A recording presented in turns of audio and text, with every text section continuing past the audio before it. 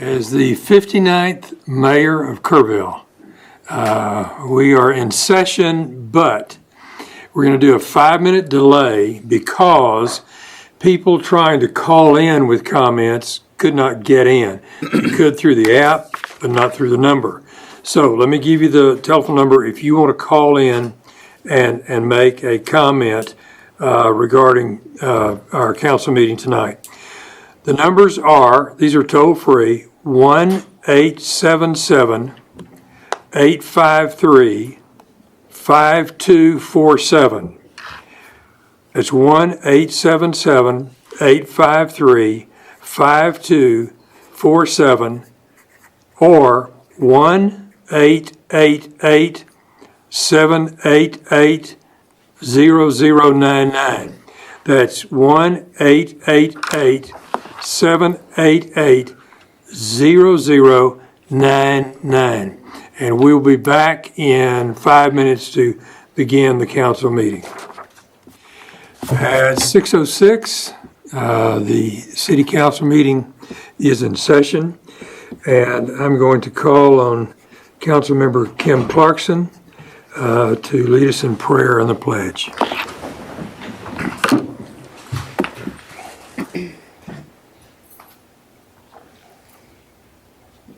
Dear God, let us come before you tonight with humble hearts and minds.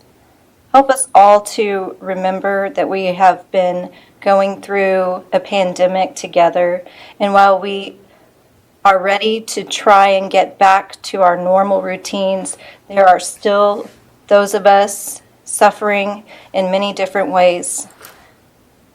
We ask that you watch over all of us, keep us kind, keep us safe, and keep us healthy. And tonight I also want to pray for our graduates. There are some who have graduated already and some that will graduate this week.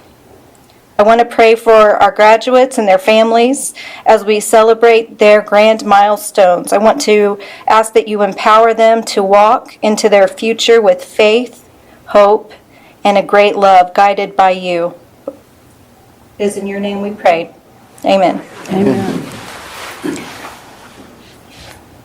I pledge Allegiance to the flag of the United States of America and to the republic for which it stands, one nation, under God, indivisible, with liberty and justice for all.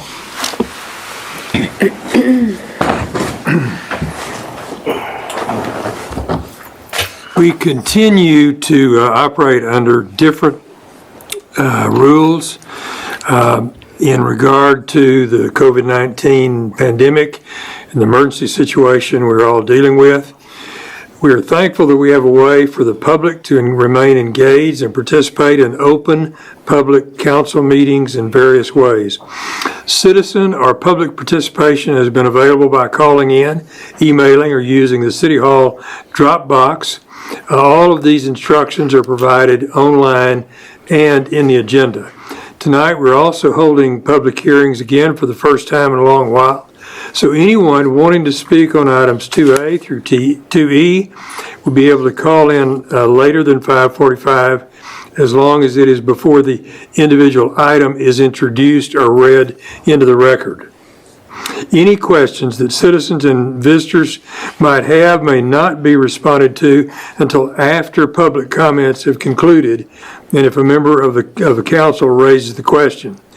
Finally, we have attempted to omit any non-essential items from the agenda, like announcements, public forum, and items for future agendas. Instead, citizens and the public are always welcome to contact the city via our website, city app, email, and phone to make comments or ask questions on any subject.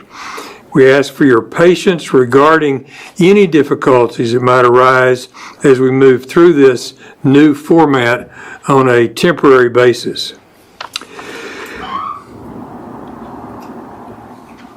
At this time, we consider the consent agenda. Or any council members wanting to pull an agenda item? I would like to pull 1A just for discussion. Okay, Just have 1A, all right. I'll make Okay. a motion that we accept 1B as presented. All right? A second. There's a motion, we accept 1B. Ms. McLennan, we didn't have any citizen pulling an item, did we? No, sir. Okay, all right. So we got a motion second on 1B. All in favor of that, please raise your hand. All right, now we'll go back to 1A. I just want to give kudos and praise to the team that provided a savings for the city in regard to this new contract agreement for for 5 years. I think the difference in the savings was about $10,000 a year. Is that correct, Mark? A little bit over that. A little bit over that. So I just wanted to pull it to point that out, that this is just another example of our city just trying real hard to spend our money frugally and keep track of it. And if it comes to where we can have a new contract with a new company, Hill Country Telephone Company, providing that savings was a great opportunity. So that was my reason for just... Yeah, and down the road, it looks like some additional benefits to this contract. Okay, any further discussion? All right, I'll make a motion that we approve item 1A in the consent agenda. okay. I'll second that. We have a motion second. All in favor, let it be known by the raised hands. Thank you. Passes unanimously. Now we go to 2A. Ms. McLennan, will you read that in for us? Resolution number 11-2020. A resolution authorizing the city manager as the city's designated representative to execute a principal forgiveness agreement with the Texas Water Development Board for funding in the amount of $500,000 Clean Water Revolving Fund. All right. Ms. Dozier? All right, good evening, Mayor and Council. Good evening. Let's start with a little bit of information about this resolution. We can pull up the slides for it.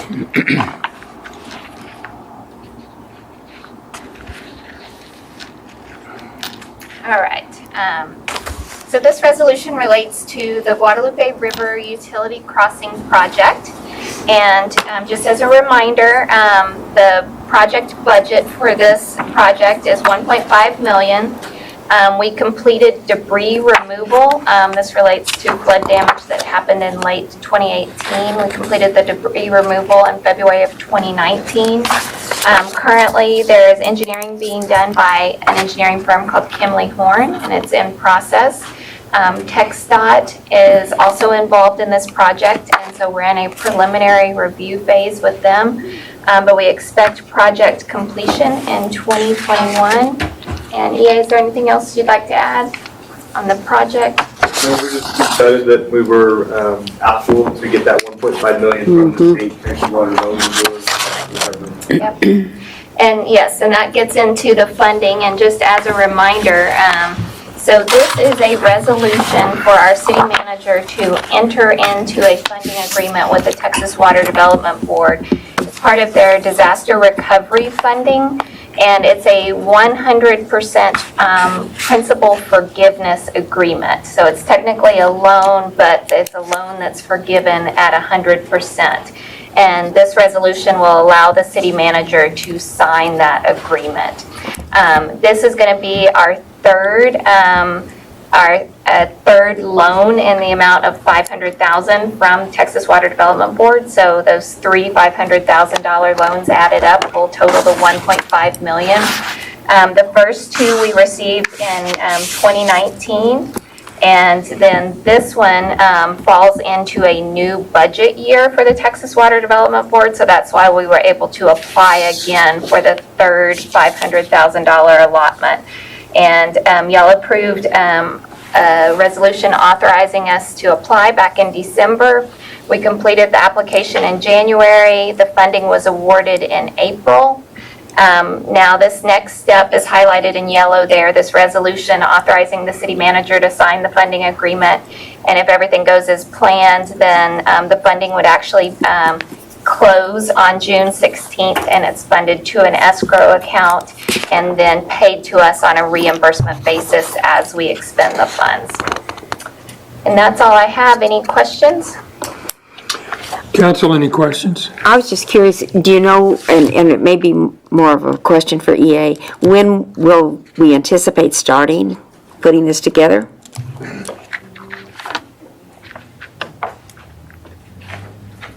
So we've got engineering that should progress through the summer. Again, we're going through that TxDOT review process as we're wrapping up.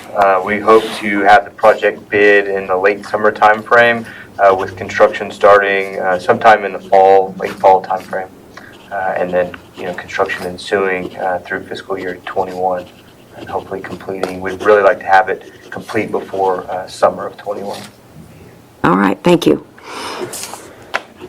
Ms. Dozier, one other question.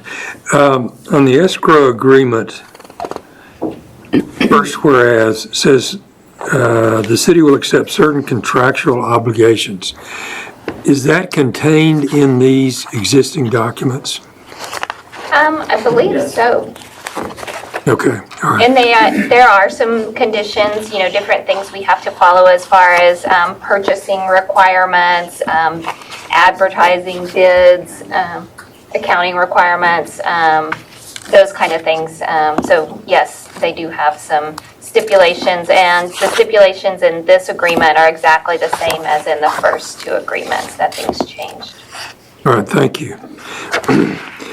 Ms. McElhannon, do we have any citizens to speak? No, sir. Okay, all right. Do I hear a motion and a second on this matter? Make a motion that we approve Resolution 11-2020. Okay, I'll second that. all right, we have a motion second.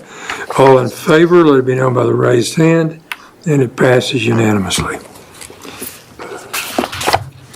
Okay, and now we come to a series of ordinances, second reading. So we've looked at these and discussed them, but in that first one, Ms. McElhannon, 3A, would you read that in for us? Ordinance number 2020-09, second reading. An ordinance amending ordinance number 2003-26, which created a planned development district for Retail Trade 1 and Building Construction Specialist Development for a tract of land located at 3001 Memorial Boulevard, State Highway 27, by amending the site plan for the property. Okay, do we have any citizens to speak to this? No, sir. Okay. Any discussion on council?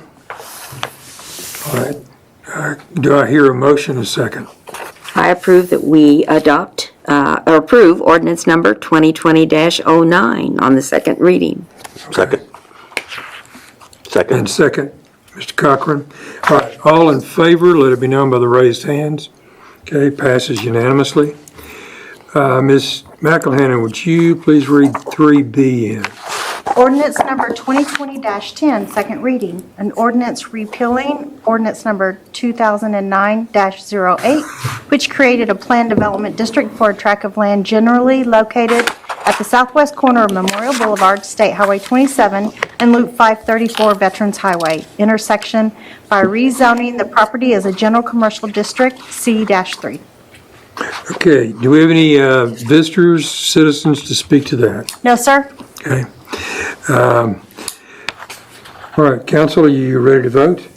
I'll make a motion that we approve ordinance number 2020-10, second reading as presented. Second. Okay, second, okay. All in favor, let it be known by the raised hand, and it passes unanimously. Okay, 3C, McElhannon. Ordinance number 2020-11, second reading. An ordinance rezoning the property located at 1104 Lois Street from a single-family residential zoning district, R1, to a residential transition zoning district, RT. Okay, do we have any citizen or visitor comment? No, sir. All right, do I hear a motion in regard to this matter? I'll move that we approve ordinance number 2020-11, second reading. Okay. Do I hear a second? I'll second it. Second. Okay, all in favor, let it be known by the raised hand, and it passes unanimously. 3D, Ms. McElhannon. Ordinance number 2020-12, second reading. An ordinance repealing ordinance 2006-04, which created a planned development district for a tract located between Meeker Road and Beach Street, and rezoning the property as a medium-density residential district R2. And there are no citizen speakers signed up. All right, let me just say one word before we go to the motion. This is an interesting piece of property to me because it looks like one of the larger flat pieces of land in the city. And I look forward to what they're gonna do in developing that. All right, do I I'll make hear a a motion. motion in this matter? I'll make a motion that we approve ordinance number 2020-12. Okay, I'll second. now we have a motion second. All in favor, let it be known by the raised hand, and it passes unanimously. All right. 4A, Ms. McElhannon. Briefing and possible action as to the city's ongoing preparedness and response to COVID-19 coronavirus.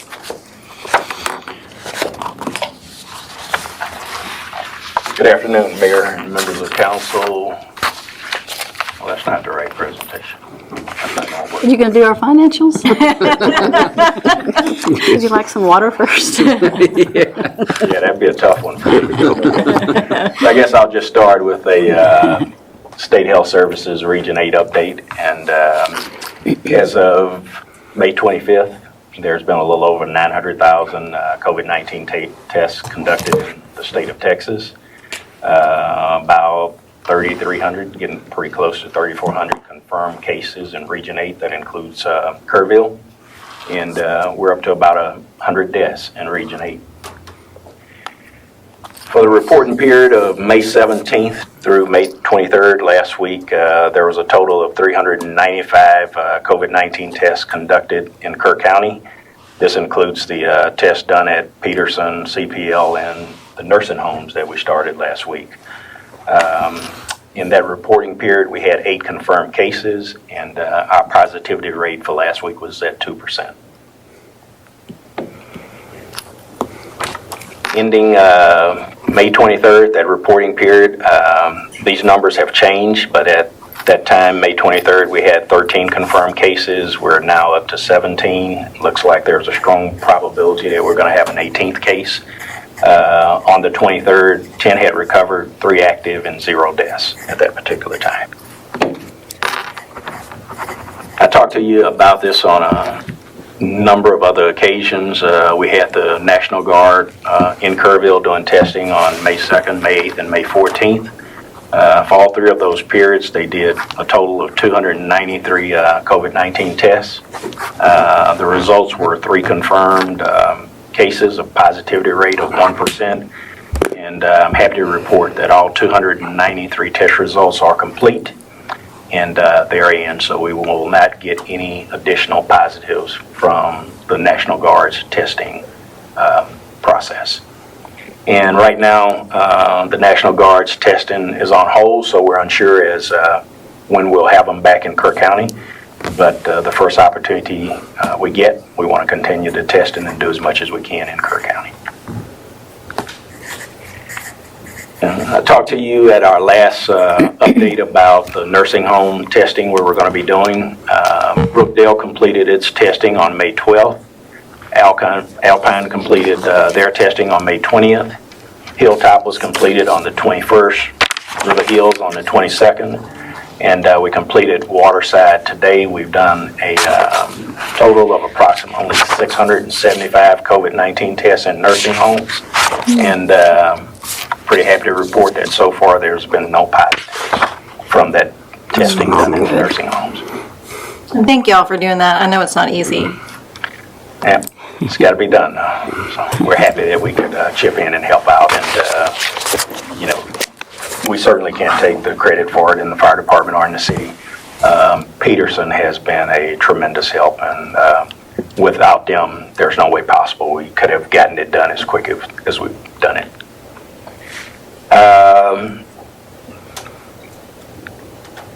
Joint Operations Center, we've scale down the operations on May 20th. Would like to remind the citizens that the COVID-19 hotline remains open at 258-1111, and the city continues its monitoring of COVID-19 in phase 3, which is just a heightened alert in preparation of if a surge occurs with COVID-19 to respond to it.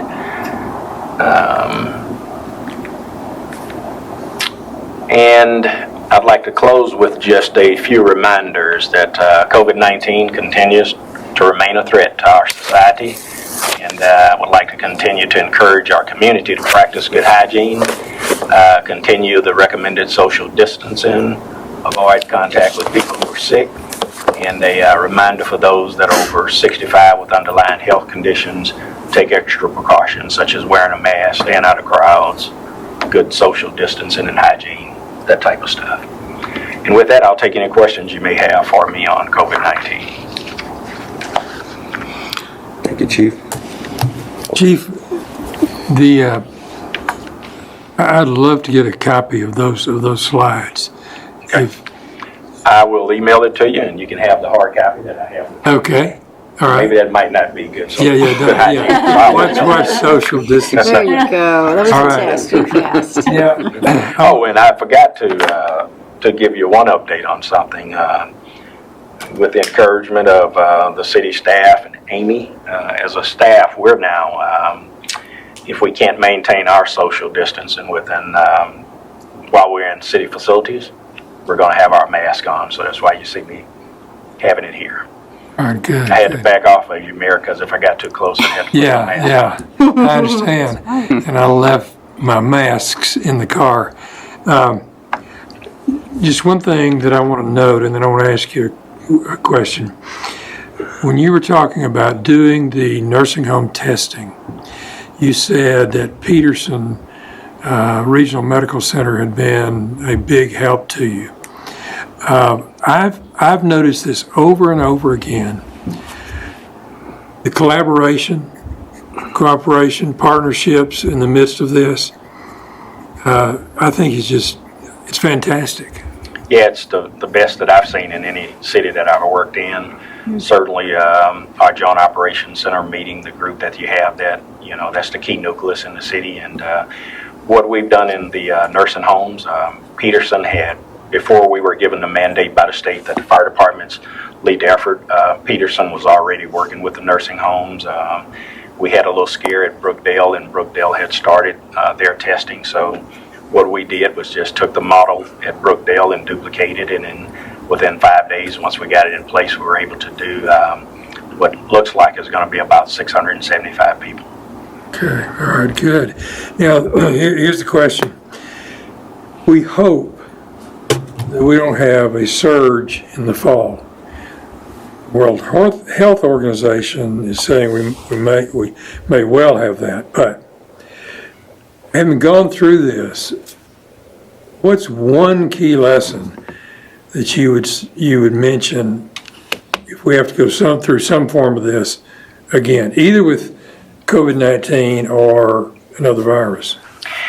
I think the biggest takeaway I have for it, Mayor, is we started talking about practicing good hygiene, social distancing, the CDC's recommendations, and it was really good to be in a community that really heeded those recommendations. And I think that's one of the biggest positives we have in Kerrville and Kerr County. When the recommended stay-home orders were implemented, you could see the traffic volume go down immediately. So, if it comes back in the fall, well, first of all, we're not out of the woods yet. Or, there's still a possibility that it could surge at any minute. So, the recommendations I talked about toward the end, the good hygiene, social distancing, that at-risk group, we need to continue doing what we're doing. But certainly, if we, are impacted with a surge in the fall, then, it'd be nice to have the citizens of Kerrville and Kerr County continue to heed the recommendations that are coming out of the city and out of the CDC. All right, good, thank you. Any other questions for the chief? Just to thank you for a great job. Yes, thank you. I was curious, out of the 18 cases, since you probably are privy to more of the information than any of us, do you see a common trace of what might have been the cause of those cases being positive? Travel to out of our county, or? Yeah, I don't see a common thread with any of the cases. The bulk of them has been a result of travel. There's been very little that we could think of in terms of community spread, but I think my personal belief is COVID-19 is out there, and we're all at risk of getting it, and we've been extremely fortunate in Kerr County. We talked a little about this morning in our set team meeting, to have a workforce of over 300, and Right. no positive so far. Yeah, I'm doing that too. It's all been a blessing, Right. and just by the grace of God that we're where we're at today. Thank you. You're a big part of that. Well, it's been a team effort. So Mayor, just some additional updates for the council. Today, we got an unexpected proclamation from the governor. There's really no warning when these come out, so I apologize that we're just now getting this to you, but there was a notice of more openings, particularly water parks. I think, my guess is he was waiting until after Memorial Day to do that. So this means that Jellystone Parks, Water Park will be opening at a certain capacity, which we're still looking at what that means, but that would be Friday. And then our splash pads, we're going to try to open those also by Friday. Adult sports programs can also open Friday, so our leagues our parks department will be talking to them. And then food courts and malls can also open with certain precautions in place. So I expect our mall will be looking at that. So this would all be Friday. In addition to that, at your last meeting, we talked a little bit about a small business relief fund and how that might work, whether it was a grant or a loan or what have you.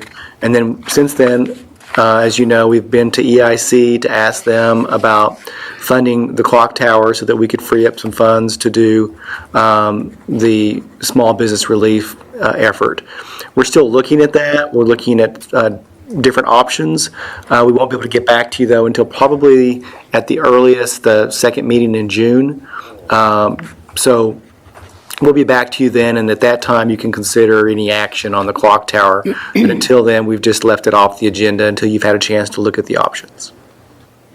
All right. And then it'd probably be good to get a report from Councilmember Eichner and Sigerman about the food effort today, the food pantry effort. They had 400 cars come through, and probably half of those were picking up food for two, and that's a lot of people. They, I think they did run out at the very, very end of some things, and but it was a great effort. And we had city staff there. We had a couple of realty companies there. We had St. Vincent's de Paul was there helping, and the Doyle community was there. It was just a great effort. Absolutely a great effort. And Judy and I had taken each half of the phone calls that we had gotten over the last month and a half and called them to see how they were doing. And a lot of them didn't know about this food bank delivery today, so we were able to get them advance notice about that. And that's something that seems to be working. And we will keep the phone hotline open right now indefinitely, and that's 258-1234. And anytime, and I've been taking calls anytime. It's forwarded to my cell phone right now, but it could at some point be Judy's as well. But either way, it goes right through to us, and I've been at HEB and told someone how to get to the food bank. So we're able to, help people out no matter what time or when they call. And it's only been about 1 or 2 calls a week now for new calls. But we've had people as far away as Junction come. Mm-hmm. So. That's great. Just great. It's very good. It's working really well. You did a great job with that. That is pretty amazing. It's been a very enlightening experience. Yeah, I bet. A good one. I bet. All right. 5A, Ms. McElhaney. Can I ask one more question, Mr. McDaniel? I'm just curious from this weekend standpoint, it seemed that there was a lot of people in town. I noticed as I drove through town at some of our local bars, they seem to be doing a robust business. Was there any issues stemmed from that over the weekend? No, not that we're aware of. There has been more activity. I saw today that TABC is now getting out and involved and actually more involved with the bars and their setup and monitoring. We also had Daryl Poe talk to them, just like we did with the restaurants before they opened, to make sure they understood what the checklists were and what the expectations were. So like everything else that we're doing, it's basically encouraging and educating, and then at the end of the day, it's up to them to comply. But we didn't have any complaints that I'm aware of over the weekend. That's good news, because there was a lot of people in this town over the weekend. Yes. Mm-hmm. And before we move on, I just think we need to thank Mike Hayes for being the cheerleader for rounding up all of these food donations that we got 2 truckloads over from the city, the library, the fire department, the police department, and of course, City Hall. So thank you, Mike, for coordinating that. My pleasure, but what I learned to do is you have to challenge fire and police to go at it. And that resulted in just the fire department stepping up with just a ton of food. So we'll add thanks that to to them. our- Right. Y'all are the So winners too. PD was on the clock. Well, whatever, it worked. Thank you. Yeah. Much appreciated. And I don't know that you all are aware, but Mike had volunteered to step up and be the chair of the Make a Difference committee. It's an employee committee that decides what sort of civic things they would get involved with, whether it's a walk or it's a run or it's a food drive and what have you. And so they're very busy. They had great plans before COVID-19 hit. And so this was great for them to get out of the chute and do this event as well. So Wonderful. Much appreciated. Yes. Good, Well, good. in light of that, Mike, Mr. Hayes, I would certainly like to be included in those emails and challenges. I feel somewhat we're employees of the city. So if you could include, I don't know, I'm sure the rest of that would be interested in, if nothing else, just showing up and supporting. Okay. Sure. Good idea. Right. 5A, Mrs. McElhaney. Financial update for the month ended April 30th, 2020. Okay, Ms. Dozier. Hello again. Okay, I'm going to give you a financial update for the month ended April 30th, but given the unusual times, I'm going to also try to throw in as much information related to May as possible. We're most of the way done with May, so I have some updates there. But we'll get started with the general fund. So this is kind of the snapshot here through the end of through the end of April, year to date, we had total revenues of $19.5 million compared to expenditures of $14.5 million. And then we're going to go into detail about some individual line items here. On the revenue side, we are looking good as far as property tax goes. We're just a little bit behind budget, and we've received some hopeful news about some hopefully delinquent tax collections that will happen, and that could bring us back up to our budgeted level. And then I'm going to talk in more depth about other revenue and then sales tax last. So on the other revenue side, we have several different things going on. We are behind budget, and other revenue is made of multiple categories. The biggest categories are listed here. So EMS revenue, $194,000 less than budget through the end of April. And for example, we talked about this a little bit before, but now we're starting to see some more numbers. For the month of April, we saw base charge revenue, so that's the biggest portion of EMS revenue, down 33% compared to the same period last year. And they've seen call volumes drop across, continuing as people are staying at home, and because we don't have large case volumes here. Yes. As you go through, would you be able to give us kind of a little bit of an update, where we stand in comparison to where we were projected on your first projections to look according to budget? Yes, and in particular on sales tax, I'm going to do that. With EMS revenue, we are a little bit worse than the projection. And And tell me again, the theory behind that is. I know it's unusual, like it's not what you would People still get sick, expect. people. And yeah, Chief Smith may have some input as well, but my basic understanding is that call volume is down because people are staying at home, so that's less accidents and that kind of thing.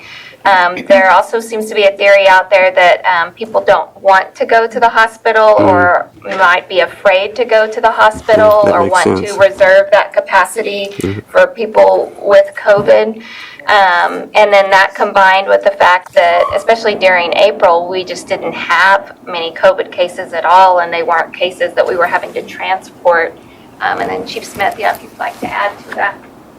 Yeah, I think what Amy has said has been pretty close to what our analysis has been, and even talking with Peterson, their emergency room numbers are extremely down, were down. And then once some of the restrictions on COVID-19 were listed, they began to see more people, but they were sicker because they had stayed away in fear of COVID-19. So I think we're still trying to sift through, all the facts and figures, but it's impacted us. That's fascinating. Yeah, and to answer your question regarding our projection, we were projecting that EMS was going to be down. We already thought that that would be the case, but it's actually down a little bit more than we were expecting it to be down. So we'll see how long that trend continues. Recreation revenue, of course, that's one that we would expect to be down, and the primary driver there is Kerrville Shriner Park, and we had that park closed for a portion of the month, and then stays have been really significantly limited. So, we've been trending right on budget, and just in 1 month, we're now $79,000 less than budget. Just to give you an idea on the magnitude, we had $58,000 in revenue in April of 2019. That was down to $1,500 for the month of April 2020. So, almost nothing. 97.3% down. And then municipal court is another one that we talked about. So the municipal court was closed, and we also have some, changes in protocol with the police department of, focusing on moving violations and not administrative violations, that kind of thing. We saw revenue in April down almost 75% for municipal court. And that was actually about what we had projected, maybe just a little bit better than what we had projected on the municipal court side. So not a lot of change in the COVID projection there. But yeah, interesting ancillary impacts that you wouldn't necessarily think of with this virus, but it impacts a lot. Sales tax is, of course, the thing that everyone knew would be impacted and knew would be significantly impacted. And you'll remember that sales tax is on a 2-month lag. So in the month of April, that was for sales in February. So through April, we were good on sales tax, right, humming along right on budget. We have received May sales tax, though, so I wanted to talk about that. And May sales tax represents sales that actually took place in March. And so in March, we had a partial closure. The last week and a half to 2 weeks would have been impacted by the COVID situation. So a few things to note. So looking at sales tax overall compared to the same period in 2019, so May 2018 compared to May 2019, down 3%. So that's not huge, and certainly other parts of the state saw larger decreases than that. Compared to our budget, we were down 8%, so 8% worse than budget.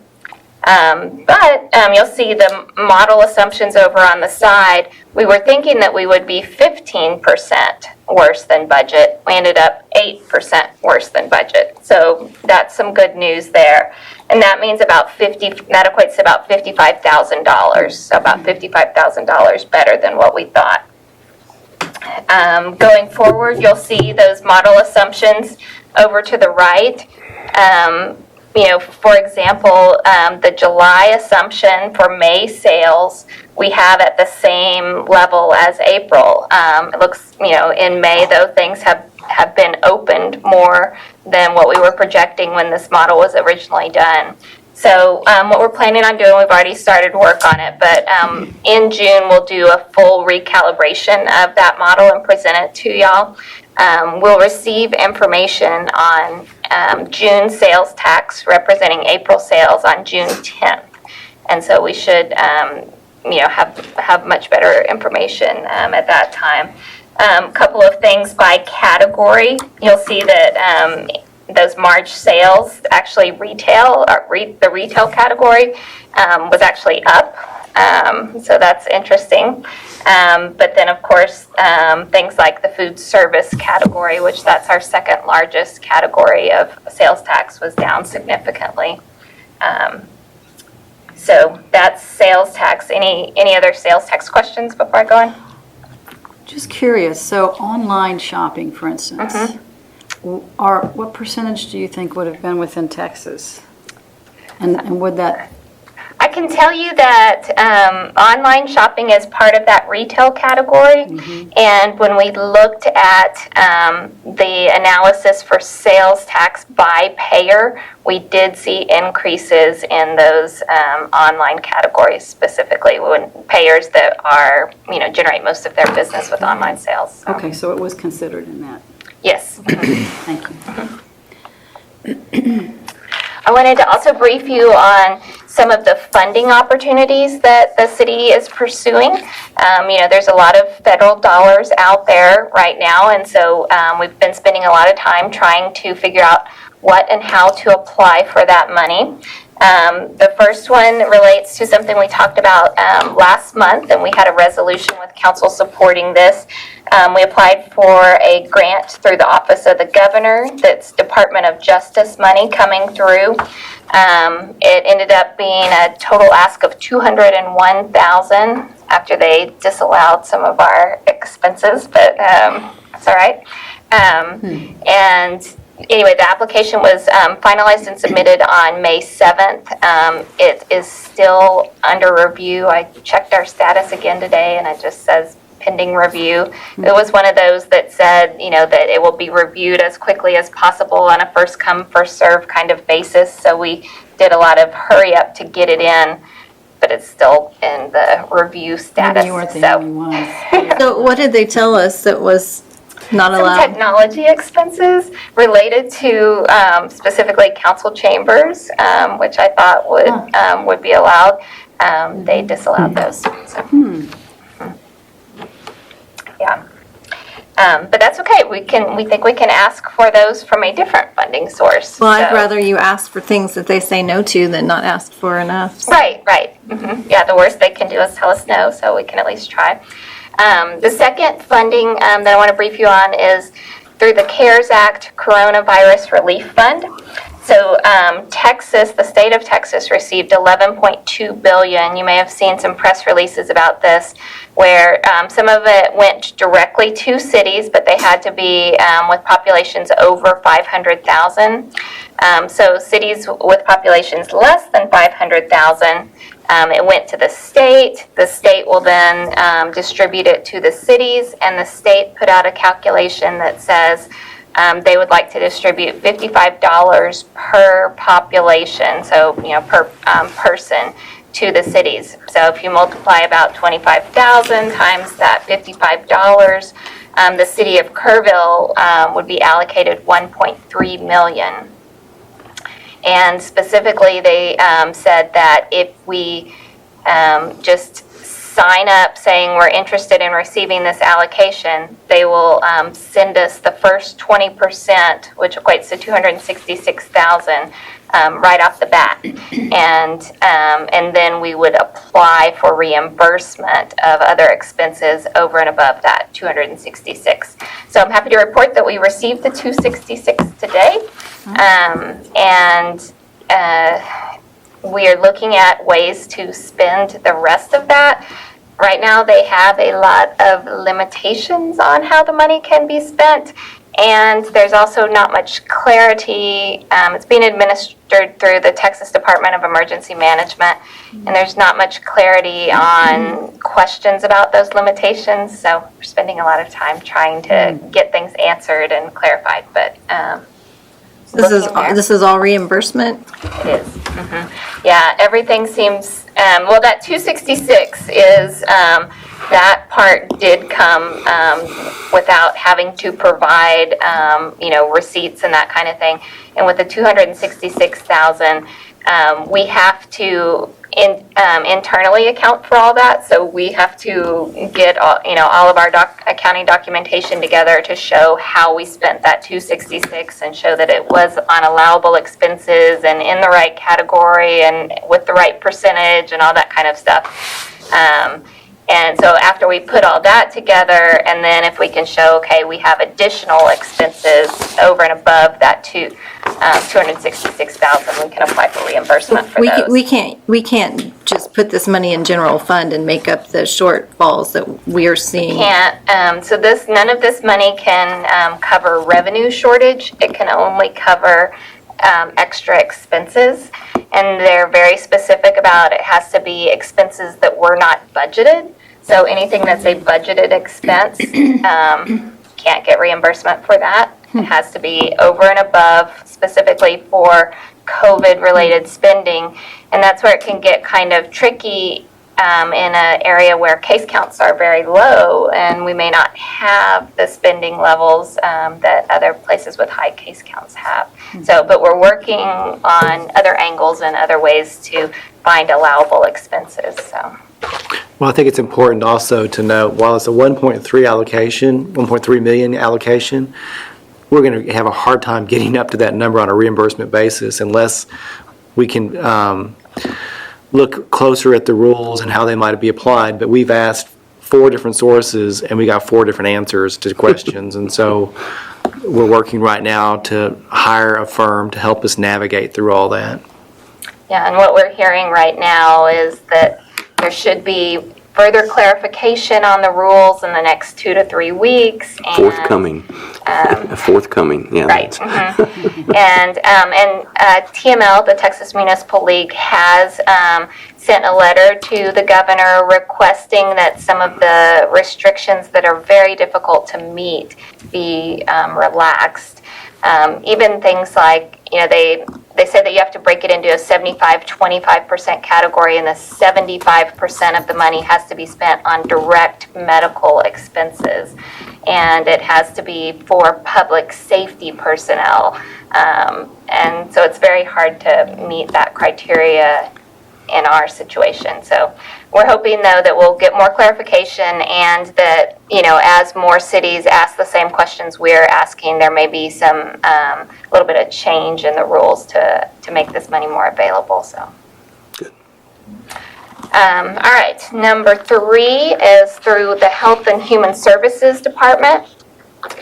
And this relates specifically to ambulance providers. So our EMS department qualifies there. And this is divided into separate tranches. So there's a $30 billion tranche 1. And actually in April, we just received $67,000 in our EMS bank account. So the account that we usually get, Medicare, Medicaid payments, that kind of thing from the government.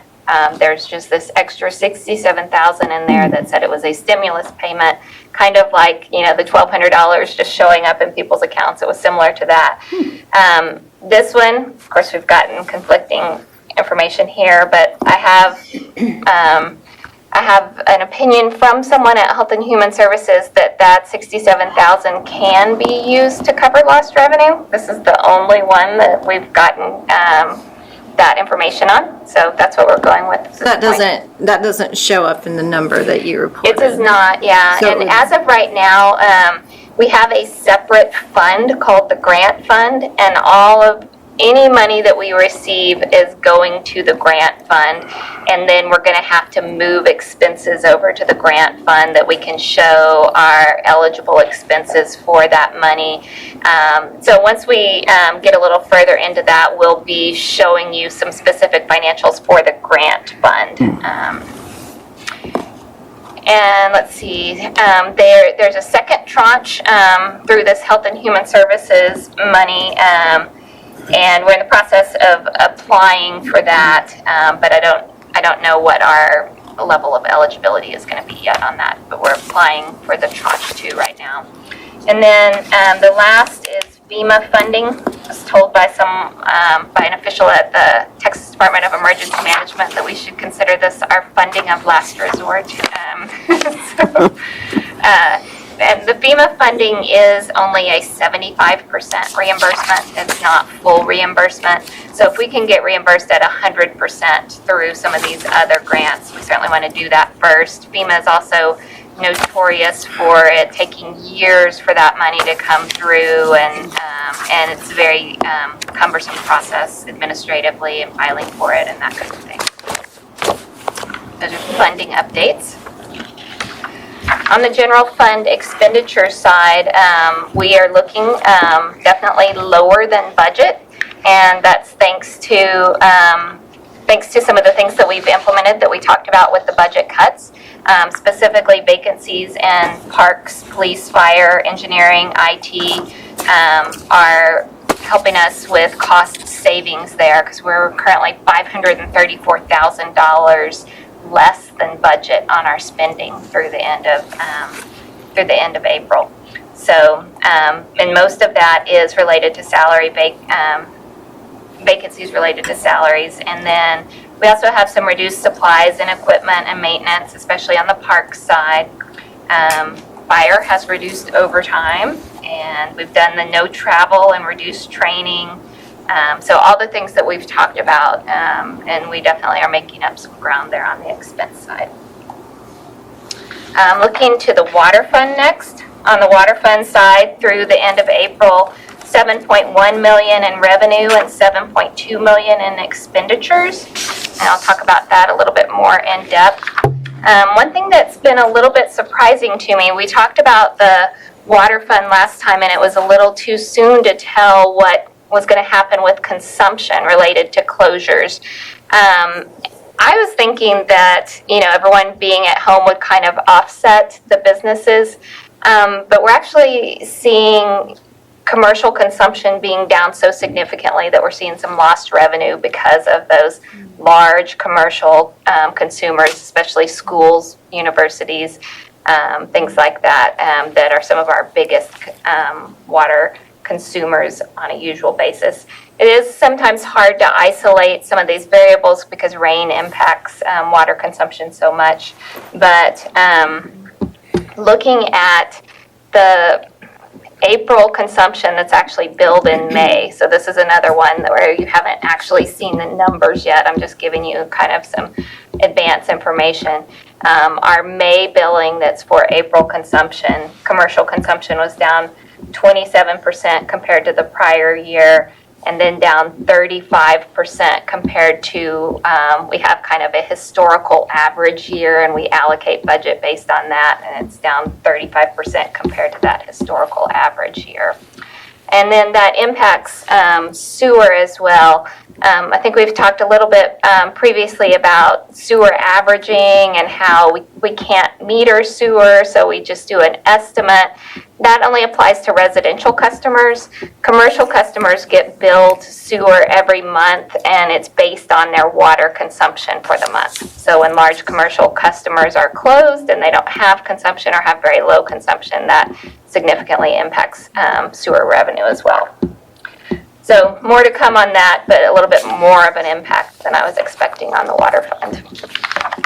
On the expenditure side, the water fund, just like the general fund, has gone through and, really looked for ways to save money. They've had some vacancies in a couple of their departments, and continue to reduce some of their supplies and maintenance expense.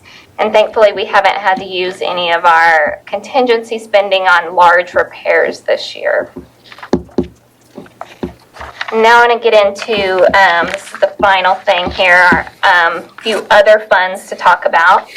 On the Development Services Fund, so things are actually looking pretty good there.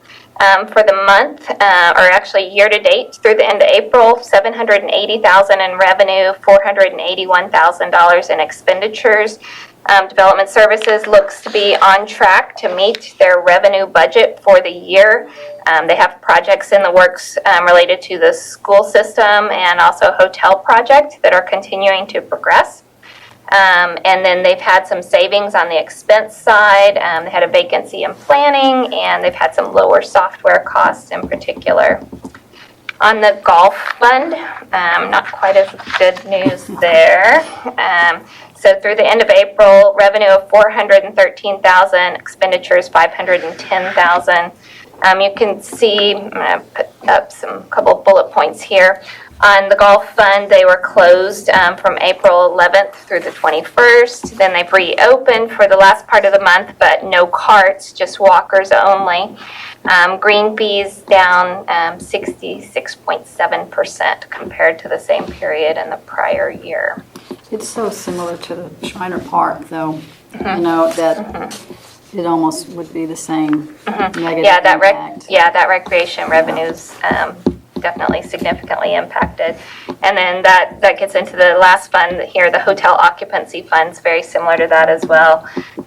So they now have gone under budget on their revenues. Their revenues are now worse than budget. They had been trending higher than budget, but year to date, we have revenues of $689,000, and that's $38,000 less than what we were expecting at this time. And in April, we had occupancy tax that was 57% lower than the previous year.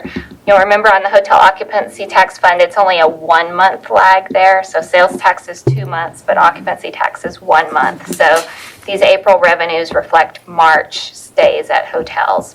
So 56% lower in April, but then these early May results are not looking good. 85% lower than May of 2019. Two of our main hotels were closed. Correct. So yeah, that's a very good point. Yeah, when 2 of the largest hotels in town are just completely closed, and then Kerrville Shriner Park was closed for part of the time as well. Significant impacts there. I'm not that surprised.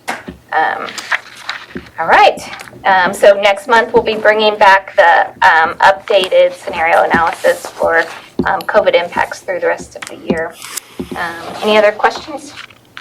Your end of the year projection that we've had, is that still about the same, or is it a little bit better? Looking better. We'll have the analysis of that for you in June. After we get the sales tax number, your council meeting's on June 9th. The number's probably going to come in on the 10th. Y'all have a retreat on the 12th. So right in there, we'll be able to give you an update. Yeah, that's really the key metric that we're waiting on to redo things. But yeah, we're hoping for a little bit better then. I found it interesting that revenues and expenses are really, I mean, when you look at last year and the budget and then where we are, it was surprising that how close they are. So just keep online shopping and washing your hands as often as possible. Right. Keep that water flowing. Right, yes. Yeah, and we have had a lot of rain in the past few days, so we'll see how that impacts us. But I saw a lot of people watering prior to this week, so. well, thank you for good numbers. Yeah, thank you, Amy. Okay.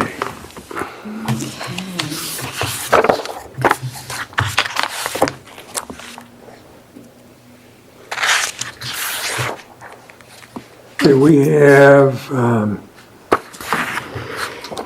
board appointment.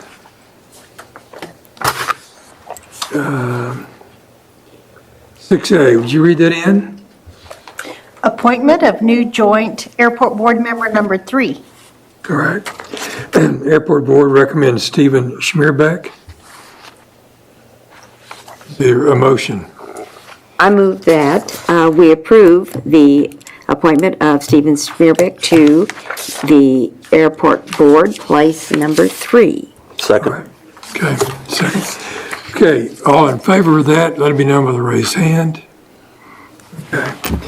And then 6B, Ms. McLennan. Appointments to the Food Service Advisory Board. All right. What's your recommendation? Well, we have one reappointment, reapplication for reappointment, which was Martina Ortega. I would recommend that we reappoint him. We have some new applicants, which I did have the pleasure of speaking with all of them, and quite frankly, they all have great experience and expertise. I tried to look at, one of the applicants had been very involved in our local food preparation and planning, and that's Marcus Willis. He's actually the executive chef for Light on the Hill, and before that he has his own catering business. And I spoke with him. He actually has always wanted to write and draft a book for restaurants just starting up that would kind of, lay out exactly how they should open safely with all the health parameters in mind. And he says he's still going to, whether he gets this appointment or not, he wants to do that. He said, when you have the city come in and they are the ones telling you what to do, it's kind of after the fact. So anyway, I thought it was interesting that he really has a desire to see our new restaurants and existing ones stay open safely. And then we had another Shanna Ebert. She lives in Bandera, but she has worked for a long time at Dietert. She's the executive chef there, and if you're not familiar with the Meals on Wheels program, which I have had the pleasure of seeing those come out of their kitchen, and the measures they take for safety and quality is, top notch. So I would expect she would have a really good background for something like this. So we currently have 3 vacancies. One of them's a reappointment, so that's who I would have recommended. But I know maybe Judy spoke to another applicant. Perhaps she would like to, if you have any comments or. Well, I think both of these, I was very impressed with their interest in food service. And I don't know why I was impressed, because you would expect that, but I truly was, and just feel that they're involved in the community, and I think in such a way that I think that's very important, and I would support the nomination of both of those. And just so you know, Daryl Poe was the one who told all these applicants to go and apply. So I would say that's a recommendation in itself, that he wanted them to know there was an opening, if they're interested to go apply. So that was an endorsement too, that I felt like if he felt like they were worthy candidates, then I vote on that vote of confidence myself. So you've got 3, and 1 is a reappointment. correct. Okay, all right. So that would be my recommendation. Let's make a Martina. motion out of it. Do what? Is that a motion? I'll make a motion that we reappoint Martina Ortega, and that we appoint Marcus Willis and Shauna Ebert. Second. Okay. And I'll second that. All right, we got a motion and second. Any further discussion? All in favor, let it be known by the raised hand, and it passes unanimously. Okay, 6C, Ms. McLennan. Appointment to the Parks and Recreation Advisory Board. All right. Clarkson and Eichner, do you have recommendations for us? My recommendation would be that we reappoint the 3 who are eligible. We have 3 of that group. We had 10 applicants, which is absolutely wonderful, and good applicants, people that are involved in the community and very interested in this. But I think at this point, we've got 3 good applicants for reappointment, and that would be my recommendation. Kim? You agree? Yes. Okay. You have the names in front of you? They were on my iPad, and I You wanna don't use have my my paper? iPad open. There you go. Okay. There we go, yes, thank you. So I would move that we reappoint Linda Abels, Celeste Hammond, and Matt Thurlow for reappointment to the Parks and Rec. All right. Do we have a motion? Do we have a second? I'll second that. Okay. Any discussion? Okay. All in favor, let it be known by the raised hand, and it passes unanimously. All right. Is there a motion to go into executive session under section 551.072 and 551.087? I'll make a motion that we go into executive session All right. under those Do I hear a second? sections. I'll second. Okay. All right. All in favor of going into executive session, if you'd let me know with a raised hand. All right, we will do that. For those watching, we don't know how long this will be, and we will come back if there is any report out of the executive session. There is no action coming out of the executive session. It is 7:35. We're adjourned.